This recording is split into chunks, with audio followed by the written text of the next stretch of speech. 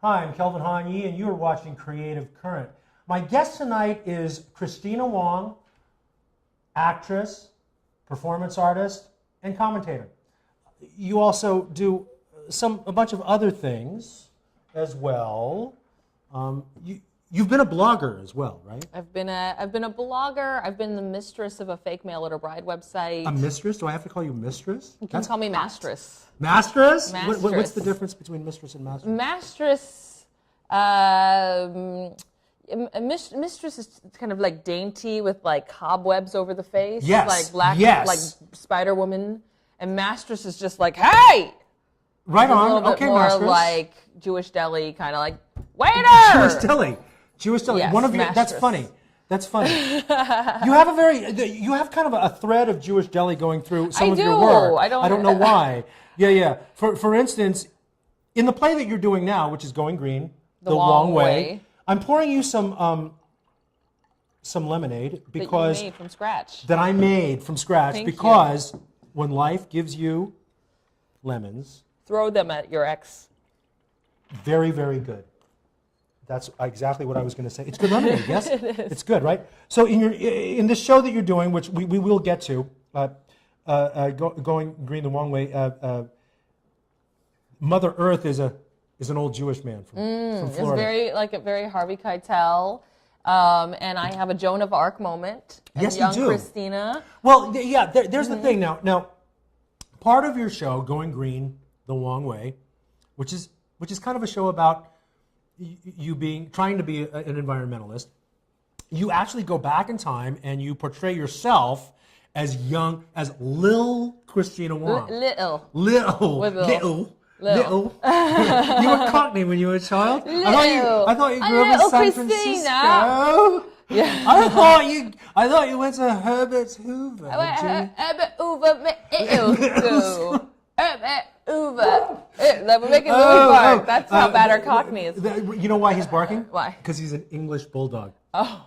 Yeah, I brought my English bulldog to the set today, and he's underfoot, and I think he takes umbrage to the bad Cockney accent. Ew. So anyway, so you portray yourself as little Christina Wong, who went to Herbert Hoover Junior High in San Francisco, and this is where your performance art career started in junior high. Yeah, How does a little Asian girl with a 4.0 GPA? This I picked up from your show. From the show. Right. Who is destined for, Supposedly destined for success or, standard success. standard Doctor, ideas of lawyer, engineer, become a performance artist. Become a tiger mom. Living in Koreatown. Yeah, I guess It didn't go that way with you. It didn't go that way. When I was young, Not yet. I think I was very much bred for that mode of success. For me, I understood I was having freakouts at age 8 because I remember my mom was priming me like flashcards, and you're gonna be like this, and don't pull out articles a typical about Asian mother. Yeah, what different people of different majors make, and I'm just like, what if I fail? And like there was only one high school to go to. Lowell, right? Lowell in San Francisco, which is made up of Asian people and some Jewish people, but no other people. I ended up not getting into that school, and I didn't get into that But you had a school.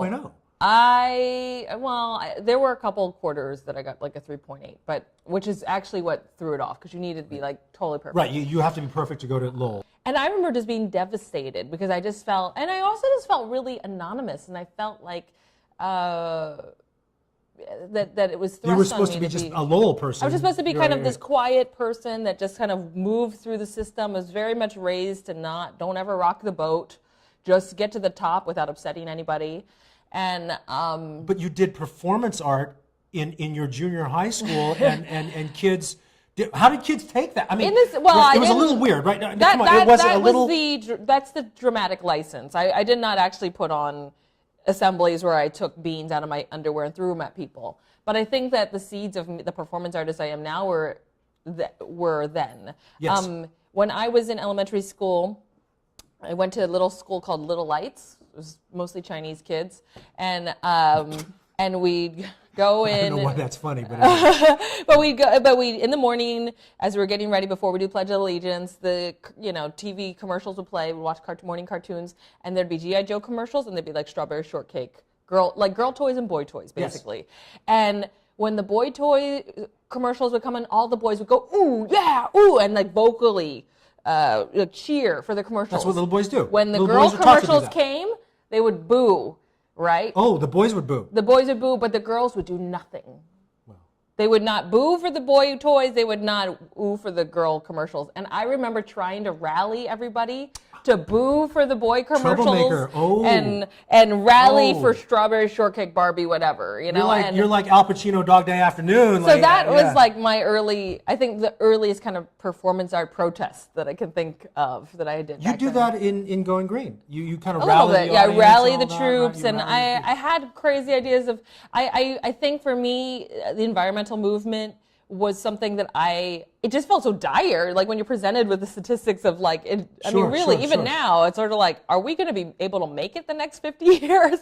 But it felt that much more severe then, and I felt then like I actually could fix the situation somehow and inform everyone, and it was so painful to watch a can thrown in a trash can. It hurt me, Yeah. And so I really did feel like that was something that could give me an identity. Okay, maybe I'm not going to get into Lowell. Maybe I'm not going to be the best at this and that. Maybe I'm not the prettiest or I was smart.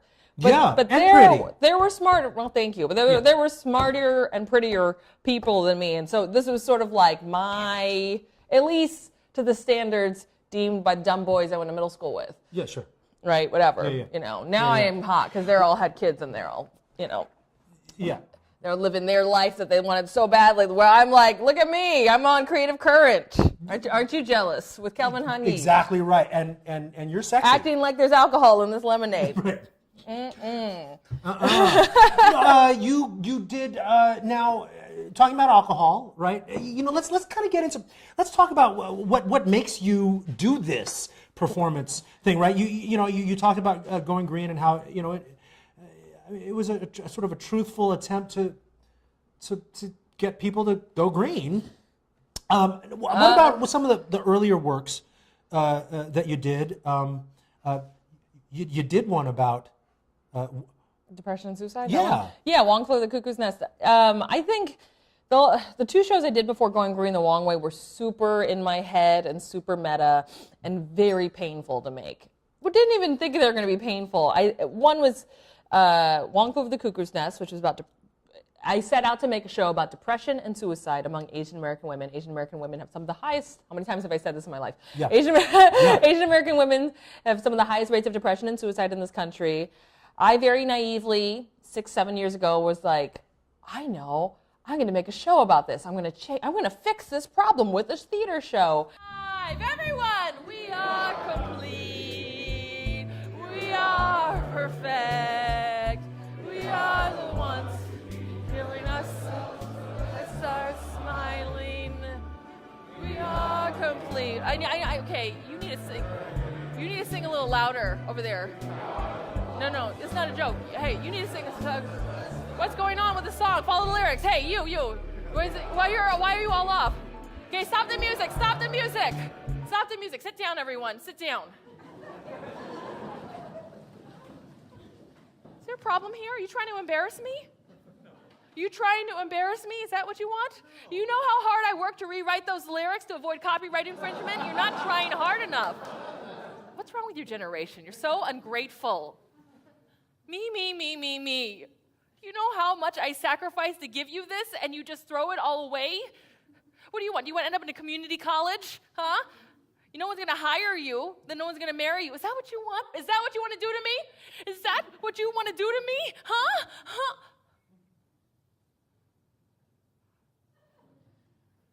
I'm sorry. I'm so sorry. I'm so sorry. Sorry.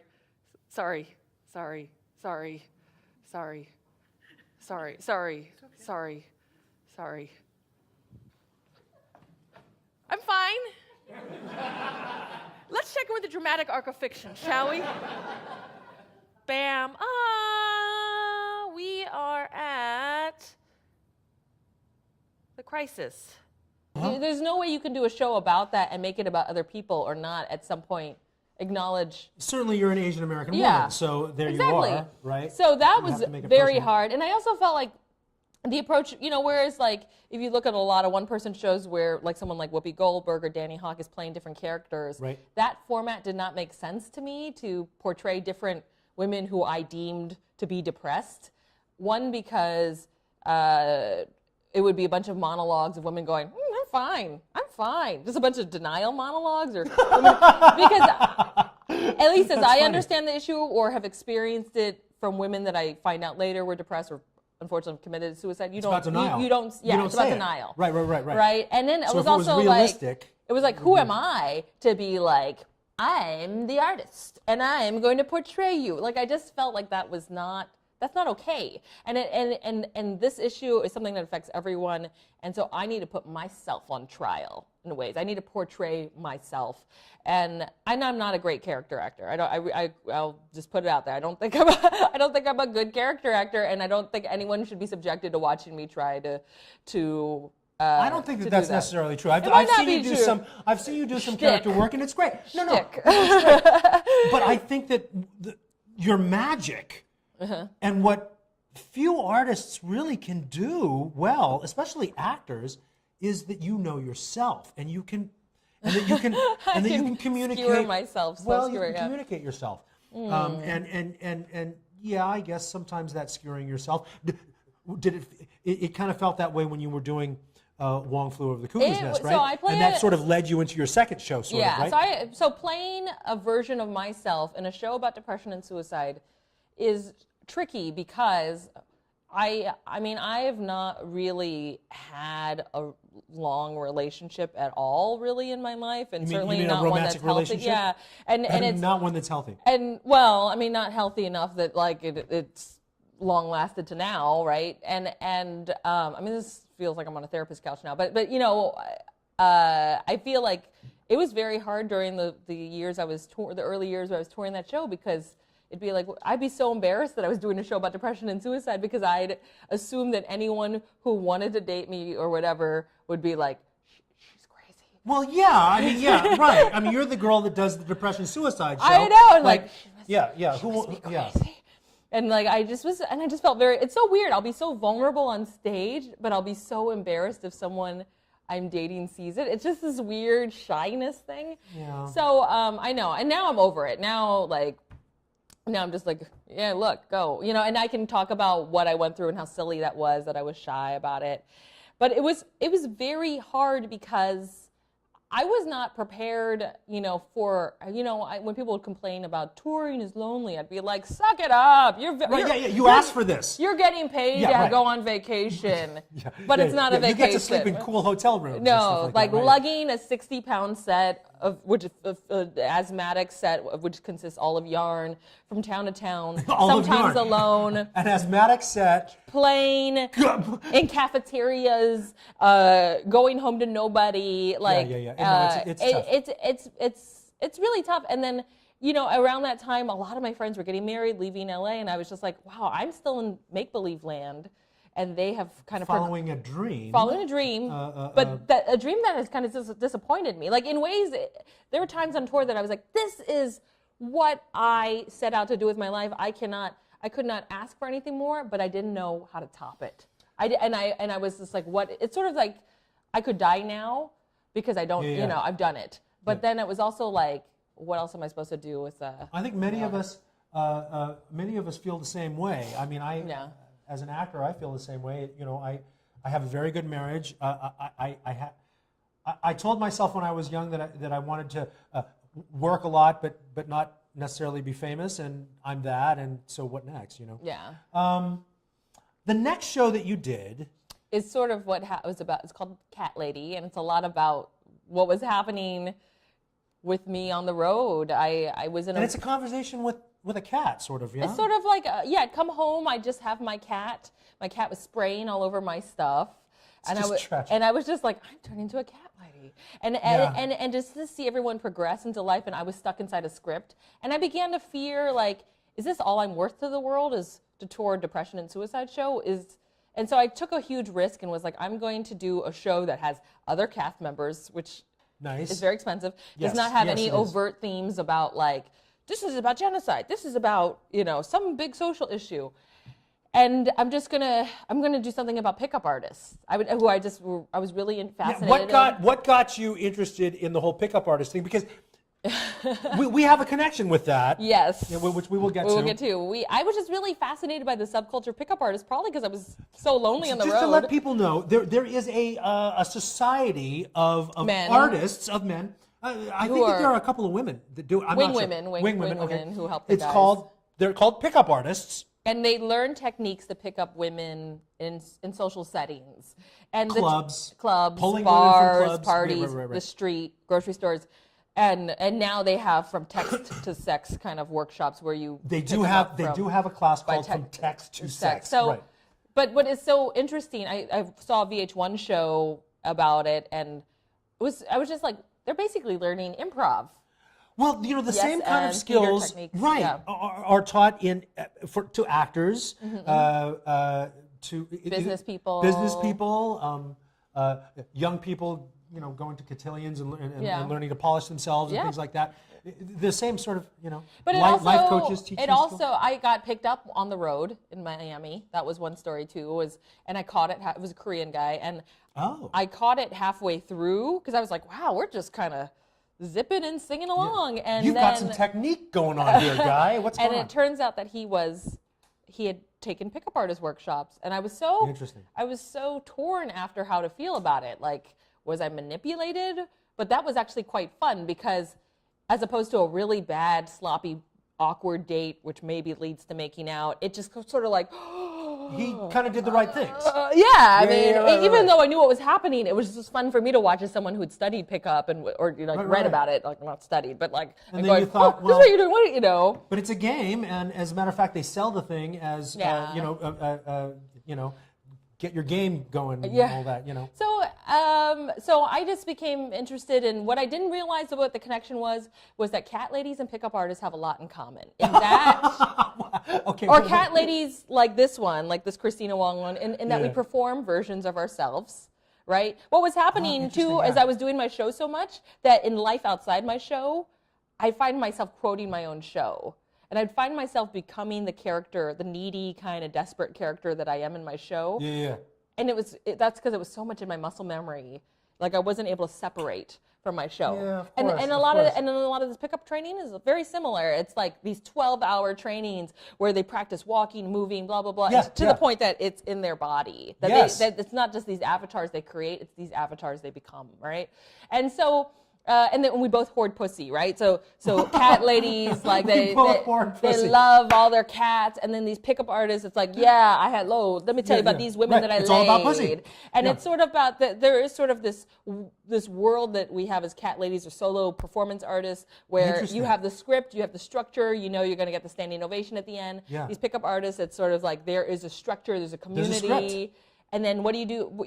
All I knew to do next was to go back to the theater and do the show again. Yeah. Right? I didn't know how to do life outside of that because I tried to have a relationship about the third or fourth year into the touring, which went horrible. He was a fucking asshole and was verbally abusive, and it was just sort of God. like, I mean, he's totally called out, and the cat lady and stuff. I mean, I'm a better person 2-3 years later after that whole thing, but like, I mean, it was really like, God, I so much prefer my fake life of just being I'm not to say my life is fake, but I kind of prefer the life I understood than jumping into this unknown, and it made me just really, now I have a different attitude, and I feel like I feel like a healthy relationship can exist. I just met the wrong person. Let's take a look Okay. at just a little peek. This is a cat played by a drag queen named Miss Barbecue, which I was interested in because I felt like there were so many similarities between drag queens and pickup artists, and that there's sort of a flamboyance and peacocking that pickup artists do, that drag queens certainly Drag do. queens do it too. And here we are playing a game called Yes and. Yes and is considered the cornerstone of improvisational theater technique. Playwrights and actors use it to create scenes. Okay, here we go. There was a time A couple years ago, when I was doing so many shows, I could not cry on cue anymore. Yes, and that was around the time you were brought to an East Coast college campus where there was an Asian American student suicide the semester before. Yes, and like many of the campuses that bring my show, they brought my show because somehow it's easier to talk about a tragedy by watching a show about it, not just saying, hey everyone, let's talk honestly about this tragedy. Yes, and to get the people to come, they had to bribe them with free food, so you had to perform to a bunch of chewing faces. Yes, and I was performing this show, and I got to the part of the show where I was supposed to cry. Yes, and then you realized, I can't cry. I can't even fake cry. Yes, and I thought, okay, well, I can't cry.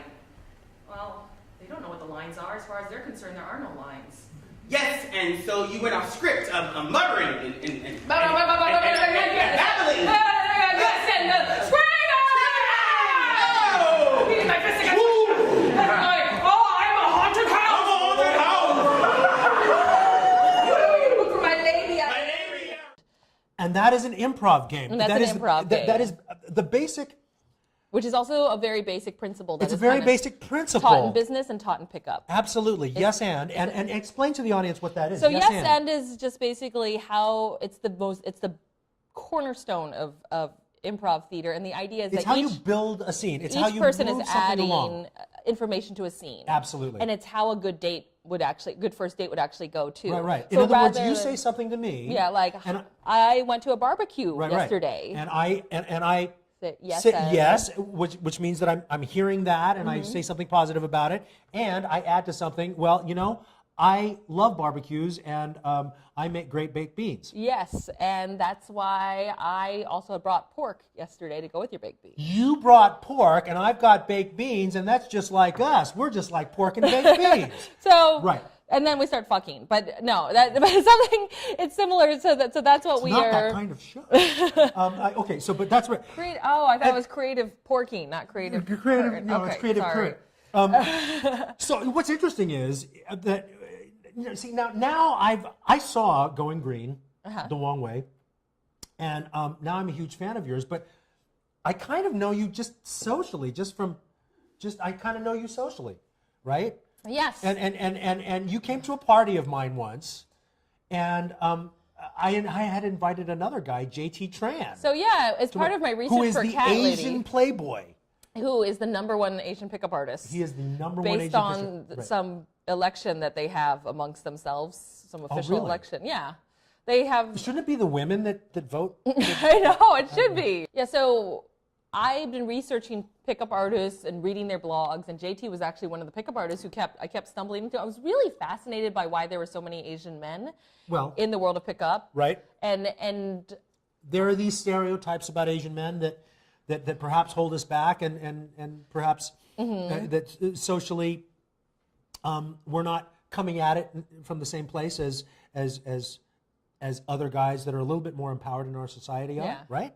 How would you Sure. explain it? I don't know. Well, I think what was interesting to me was this idea that, and I'm projecting, is that maybe young black kids and young Latino kids and young white kids, they can see themselves in mainstream culture. They certainly and- can. In movies, they can see themselves. Even if it's negative, they at least have something to look at. Whereas and they can see themselves with women too. Yeah, where we have to kind of, like, for me, I felt for sure in middle school it was like picking between a black subculture, like more of a hip hop-ish Right, kind of identity, right. or an alternative white, like indie rock identity. And I felt what was so interesting about all these Asian men gravitating towards pickup is you literally kind of get a script and character for how to enter the rest of the world.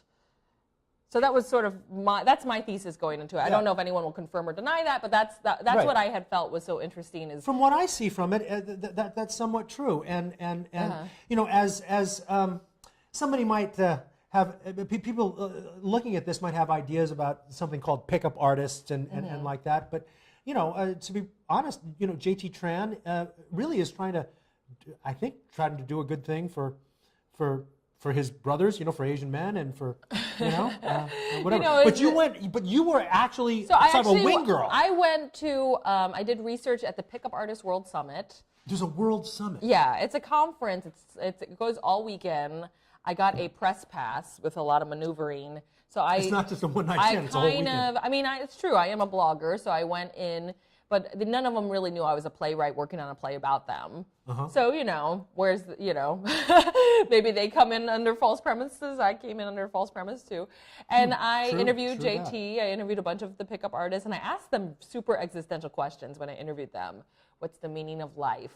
What's No it all way. about? Oh, that's hilarious. Because for me, I was like, I'm trying to figure out what the meaning of life is, right? That's because, hilarious. Because I when I read the book The Game by Neil Strauss about the secret society of pickup artists, there is a point where that story turns into very Lord of the Flies, where the guys can pick up women to the point that it becomes an addiction. All you do is you're picking up women and you go back to the club and go back to the club. And by the end of the book, it reads to me like a tragedy. The house that they're all living in is trashed, that they need to, they feel disconnected. They're starting to fight with each other about whose technique belongs to who. And it's completely not what it was set up to be in the beginning, about having fun and connecting with women. It becomes this other monster. And I felt like that's what solo performance, like doing my one-person shows, There's a parallel turned there. into this, like, and so for me, I kind of wanted to know from them, well, where do you find joy? Because I'm not sure where, this was supposed to give me joy, and I feel so empty. And I didn't tell them that, but I would ask them those kind of crazy questions. What's the meaning of life? What's it all about? And JT was really nice, and I just kind of said to him, do you need a female model on stage? Because he does. Because they do these lectures, these kind of 1 hour free talks, right, for all these guys who pay about $400. And they do these role-playing things, these exercises. And what's so weird about these role-playing is even if you looked at the scripts online for pickup artists, the women say barely anything. It's almost like an audience at a stand-up show. Like when the stand-up asks, what's your name, what do you do for a living? They don't really care. It's just the pivot to move into the next bit, right? Yeah. And so it just makes me go, wow, are women really that passive? Are we really that simple? And we can cut to a clip of me and JT, the Asian Playboy. Mercy girls are like looking for boys because it's all girls school, and that's how bad I was at meeting girls. We would go every single day to Mercy. We would drive in a circle, go out to school, and be like, okay, I've no idea how to actually meet them. We could see them driving around, but we actually had no idea how to talk to them. Did you, I would be the one waving, going, someone pick me up, I'm so lonely. Yeah. It was so awkward because I'm towering over him, and I'm just like wanting to talk, and I think he was expecting someone a little bit more passive and malleable, but I was just sort of like chummy chum chum. Like, and I have a 4.0 grade average. I know. You know what? I want to cut to a real quick clip of Going Green the Wong Way. Because this is a show that you have going on right now, and people can go see it. And it's at the Bootleg Theater. 2220 Beverly Boulevard. So a lot of people will ask me, hey, Christina Wong, where do you get the oil for Harold? You just drive Harold up to the McDonald's and say, hey, I want a side of fries and just fill her up my tank. Just give me a side of fries and fill her up the tank. Is it just that easy, Christina Wong? No, it's not. It's actually quite a procedure. You need a lot of room in your home. If you live in an apartment like I do and don't have an extra shed to accommodate huge barrels like this, it's not feasible. Now, I normally would not call a number left on my car in serial killer writing, but I had to give Harold his fix. And so I called the number, and the man on the line said, I saw your car parked in my neighborhood.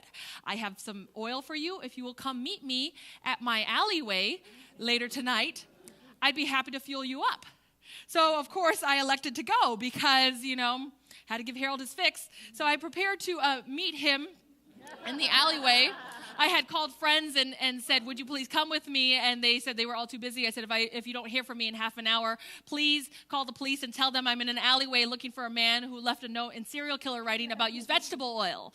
So here I am in the alleyway ready to meet Mark, and I see a garage door is open, and I'm walking with a certain space buffer towards the door, and lo and behold, there is a man, and he has barrels of vegetable oil that he's been collecting and filtering on his own. I never thought I was supposed to make this show. I just bought a car that ran on vegetable oil in 2006, and I thought it was going to be a personal kind of little pet project. for me to show the world how fun it was to go green. I thought it would be a fun thing for myself, and it was a pink car, and I thought, It how was LA a would pink that be? Mercedes? Pink Mercedes. How cool is that? And I thought how cool and Running cute. on used vegetable oil. And it was a freaking nightmare. For 2 years, all I did was go back and forth to the mechanic. And then I almost died when the car caught on fire 2 years later. So And I had taken so it's a train wreck or a car wreck, Yeah. as it were. I had taken photos the whole time of me owning the car, not realizing that I was going to create this show. And I had just been presenting this. There was a series my friend Steve Silverman had in Hollywood called Slideshow, and I would just show. I just showed about 12 pictures from my ownership and just described the process of getting oil. You've got hilarious pictures of Yeah. this car. You've got pictures of it blowing up. You've got. I mean, it's a pink Mercedes. It's a hilarious car anyway. Yeah. And, and I just want to remind the audience that your work is hilarious. I mean, It is. I mean, it's a laugh riot. But it's funny because I don't think that I don't think you set out to try to be funny. And your shows. It seems like you're not trying to be funny, which is great. Was it tragedy plus time equals comedy, right? And absolutely. Tell us one more time how long this show is running. It runs until July 22nd, Thursdays through Sundays. You can go to bootlegtheater.org and For buy tickets? $15 tickets. Okay. It's like I've never worked for so little in my life. I have, but that was in a different. You know what I dirty like about joke. that theater? You know what I do like about that theater? You can take booze into the theater. Yeah. And you'll that's need a it. fun thing. That's a fun thing. No, it makes your show fun. There's a little bit of audience participation that goes on. There's prizes in your show. I give away a rewashable menstrual pad. Oh, okay. Yeah. It's hilarious. There's this whole thing in your show about the washable menstrual pads. And the Diva Cup, which is the sustainable alternative to the tampon. Very simple instruction. You simply take it between your index finger, your middle finger like this. With one leg up, you simply just insert it into your cervix like this with a quarter. Sexy! Diva! And you have to go and see Christina's You show have to see it. You have to see this I mean, show. It's everything that you hilarious. see pretty much happened in real life, except without you all laughing in the audience. It's just like in real life, I got a Diva Cup stuck in me, and it was real sad, and I was sweating, and then I passed out. Right. Yeah, that is a horrible thing. In the section in the show, It's there's hilarious. a music soundtrack. There's a giveaway. It's hilarious. It's It's really, really hilarious. We are running out of time right now, but I want to say I'm just a fan of yours now. Thank you. You know, I knew socially before. You came to my house for a party, and it was very awkward because JT Tran, the Asian Playboy, walked was in. there. I was very drunk, and I was like, because that was never supposed to happen. Right. His weird pickup circle was never supposed to interface with with yours, artist's right, creative right. circle. And I was so drunk, I was like, I'm doing a play about you. And then the cat was out of the bag. He friended me on Facebook. And now you can't really do a play Yeah. about him because. Well, no, I can. I hope you do. I will. If this will continue Can I to play tour. him? Yeah, sure. Okay. Why not? You'd have to play the cat and the Okay. head pickup artist. Okay. But a lot I'm- of his okay. blogs and text from his newsletters is actually just kind of taken straight from there and put in the play. Okay. I love you. We're out of time. We got to go. And you know what? You have to go to I your take so yoga. long to talk. No, you have to go to your yoga. No, I You're still almost. have an hour. Well, you told us we had to hurry with this interview because you Oh. had a yoga class to go to, and so now All you can right. go to your yoga class. Well, with All a right, half an hour spare. Thank you. This has been Christina Wong. I'm Kelvin Hanyi. You've been watching Creative Current, and now Christina Wong is going to go to her yoga class. Good night. Yes. Good night.